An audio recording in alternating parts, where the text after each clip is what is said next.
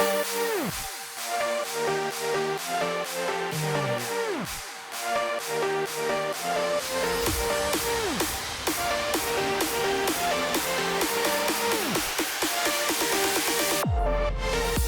nandito tayo ngayon sa loob ng shop ko. No? Actually, loob ng bahay. So, i-discuss lang natin kung ano ba dapat gawin natin pag umilaw bigla yung oil indicator light natin or kung hindi namatay itong ilaw na ito pag on natin ng engine, pag start ng engine natin. Yan yung indicator light na yun. So, ano bang purpose niya? Low oil pressure? So, paano magkakaroon ng low oil pressure? Tatlo lang. So, number 1 na pwede ay masyadong mababa yung oil mo na hindi na makahigop na maayos yung oil pump. Number 2 ay may problema na yung oil pump mo kaya hindi na siya makapag-create ng oil pressure na maganda. Number 3, masyadong barabarado na yung system kaya hindi makahigop na maayos yung oil pump. Pero ano ba una dapat gawin natin pag umilaw si oil indicator light? Siyempre, i-assume mo yung worst. Worst.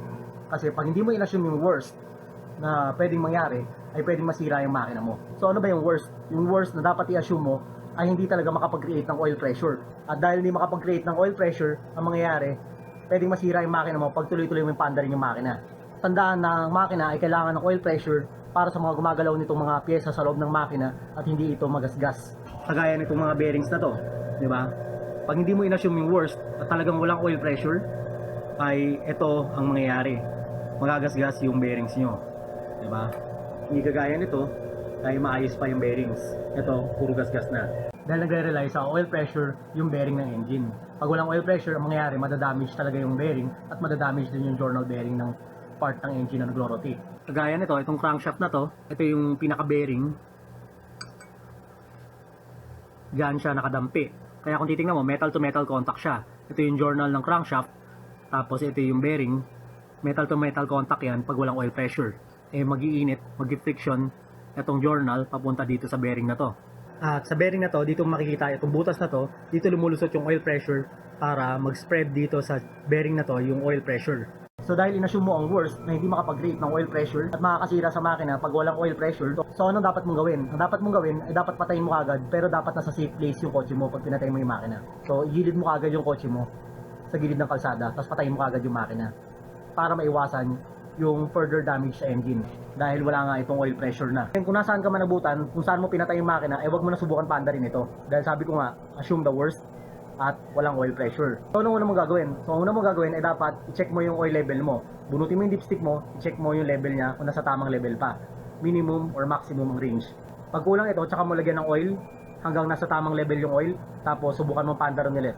Pag nawala yung oil indicator light, pagka-paandar mo, then ibig sabihin okay na. Kulang lang talaga sa oil. Pero paano ang gagawin mo? Pag sinukat mo at nasa minimum range naman ang oil. Kasi pag nasa minimum range ang oil, dapat nakakaigop pa rin ng oil yung oil pump. So ibig sabihin lang nun, may ibang problema. Hindi sa level ng oil ang problema mo. So anong gagawin mo ngayon? Tanggalin mo ngayon si oil sending unit dahil ito ang nagsiswitch sa oil indicator light. Kabit mo ngayon to sa engine na alam mong matino. Ngayon pag namatay yung ilaw, pag-aandar ng makina doon sa kotse na yun, kung saan mo kinabit ito, then ibig sabihin, good to. Pero pag tinasbot sa kotse na alam mong okay, pero yung oil indicator light niya ay ayaw mamatay, then sira ito. So palitan mo lang yung ganitong oil sending unit. Ibig sabihin, ito lang yung problem. Pero nung tinasbot sa kotse na alam mong okay, tapos namatay yung oil indicator light, then may problema sa oil pressure system nung kotse na inaayos mo. So pag ganun ang nangyari, ay huwag mo na subukan talaga ang paandarin yung makina at ibaba mo na yung oil pan nito. Tandaan na hindi mo talaga pwede paandarin yung makina pag na-test mo tong oil sending unit sa ibang kotse na alam mong okay, dahil baka lalo masira yung mga bearings mo. At hindi lang yung bearings ang pwedeng masira, syempre yung crankshaft na mas mahal, yung journal bearings nun ay magagasgas. Kahit segundo lang, para sa akin ay hindi okay. So bakit mo ngayon bababa yung oil pan mo? Dahil sabi ko nga, assume the worst. At bakit nga pala kailangan mo i-assume yung worst? Kasi kung isipin mo na baka oil sending unit ang problema, tapos pinilit mong paandarin ulit, tapos hindi pala oil sending unit yung problema, eh di ang nangyayari, nadadagdagan ng damage yung mga bearings sa loob ng makina. So pag sinabi kong assume the worst, oil pressure talaga ang problem. So paano mangyayari na mawawala ng oil pressure o masyadong mahina ang oil pressure? Tandaan nyo nga pala na oil sending unit ay nagsiswitch lang to sa around 4 to 10 PSI. Kaya ang operating pressure ng engine parang around 40 to 60 PSI, kung tama ang pagkakaalala ko. Basta nasa ganong range. Tapos itong oil sending unit, around 5 to 10 PSI. Pero pwedeng mangyari sa ibang engine na ang oil sending unit ay nasa range ng operating oil pressure. Pero kung nag-ooperate to around 5 to 10 PSI na switching, di ang nangyayari, mas mababa yung oil pressure mo. Mas makakasira sa makina. Ngayon, ito ang oil pump. Ito ang oil strainer. Ito ang unang sumasala ng oil, kaya may screen yan. Diba? Pero malalaki ang butas niyan, ang sinasala lang niyan yung mas malaking dumi. Bago pumasok sa oil pump para i-create yung oil pressure at bago lumabas dito as pressure at isasala na yung oil filter yung pressure side ng oil pump. Kasi dito ang higupan yan. Then dito yung gear ng oil pump. Tapos dito lalabas as oil pressure na. Ngayon, paano mangyayari na bagsak ang oil pressure? So, kaya ako pinababa yung oil pan dahil baka sobrang dumi na tong strainer at sa sobrang dumi ay hindi na makahigop masyado si oil pump kaya hindi makapag-create ng tamang oil pressure. Ngayon, pag binaba mo yung oil pan at nakita mong madumi ito, linisin mo lang. Pero pag nakita mong wala naman dumi ito, ay ang mangyayari, wala nang ibang sisihin kundi itong oil pump. Tanggalin ito, buksan yung loob at tingnan, examinin yung gears kung okay pa o hindi. Pag nakita nyong worn na, then palitan nyo na si oil pump. Bihira naman natin kasi sisihin si oil filter at bihira naman kasi siya mag-plug. Pero pwede mo yung palitan to bago mo palitan tong oil pump. So ito yung worst na sinasabi ko. So kung madumi nga si strainer at nalinis mo na, then makakahinga na ng maayos, makakahigop na ng maayos si oil pump para i-create yung oil pressure sa system ng loob ng engine. Pero kung nung tinanggal mo yung oil pump at malinis naman ito, walang bara-bara dito, then wala nang ibang sisihin kundi ito si oil pump. So bubuksan mo ngayon ito, tatanggalin mo yung mga screws na yan, tatanggalin mo yung plate, tapos makikita mo yung internal gears sa loob nitong oil pump na ito. May factory specs sa clearance nito, pero by examining yung gears, makikita mo na kung worn yung gears o hindi. Pwede mo rin buksan to para linisin.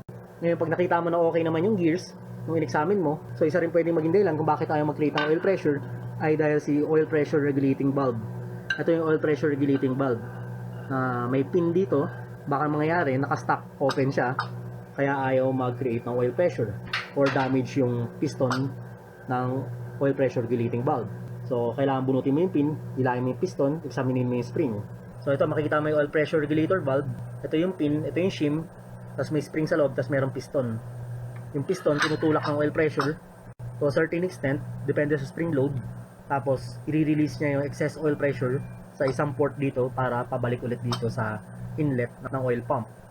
Tandaan na itong inlet ng oil pump kung saan nakakabit yung strainer at kine-create yung oil pressure sa pamamagitan ng gear sa loob at i-release niya yung oil pressure. Makikita mo tong cast line na to, lalabas dito sa butas yung oil pressure at papunta na to sa oil filter at pagkatapos ng oil filter ay papunta na sa ugat-ugat ng engine para i-lubricate yung mga journal bearings at mga bearings ng engine.